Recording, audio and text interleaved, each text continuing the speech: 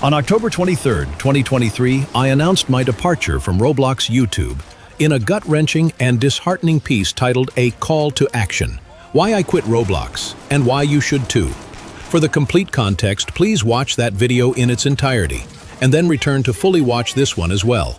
I will link the analysis in the description, alongside a couple of Twitter pages related to today's topic.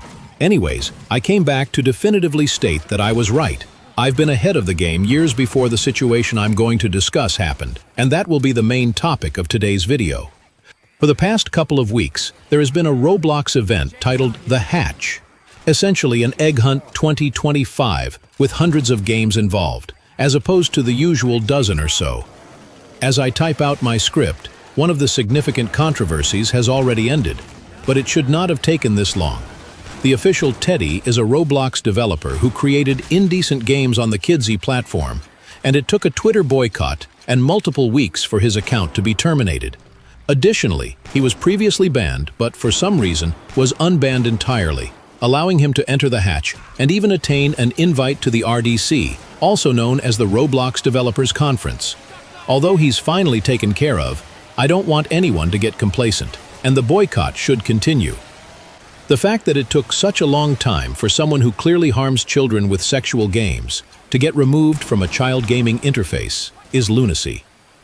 On a side note, I get tired of these losers saying that Roblox is listed as 13 and older on the App Store.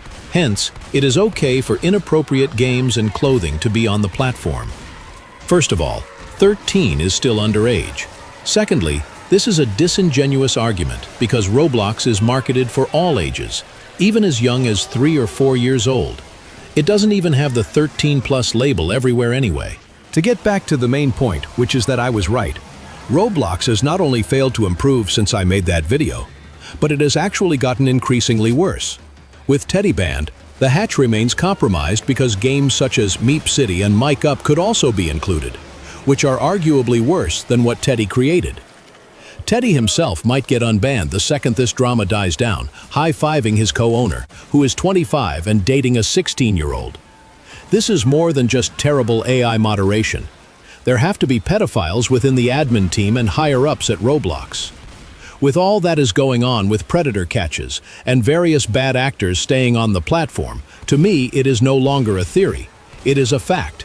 And the press won't push them on these topics because Roblox allegedly paid them to talk only about positives. They are a corrupt multi-billion-dollar corporation, so the likelihood of what I mentioned is exceptionally high. If Hatch 2025 completely fails, as it most likely will, it will hardly make a dent in Roblox's financials or legacy, unless more investors take notice and withdraw from the company. To conclude, I'll highlight a couple of points from my 2023 video.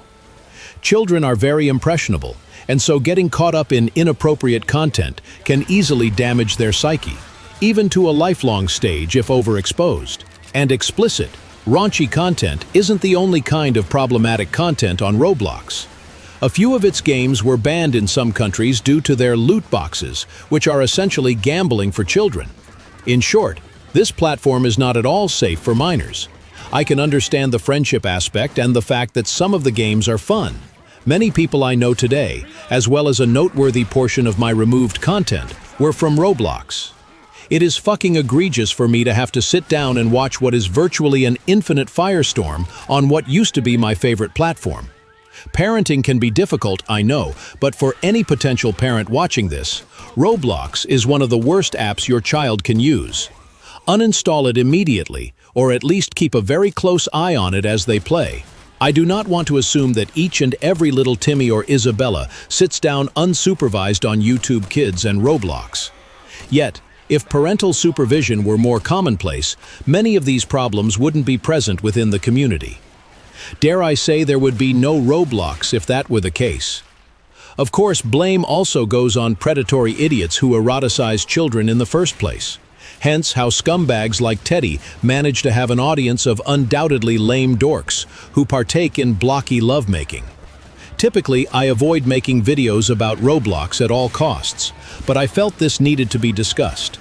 Like, comment, share, and subscribe.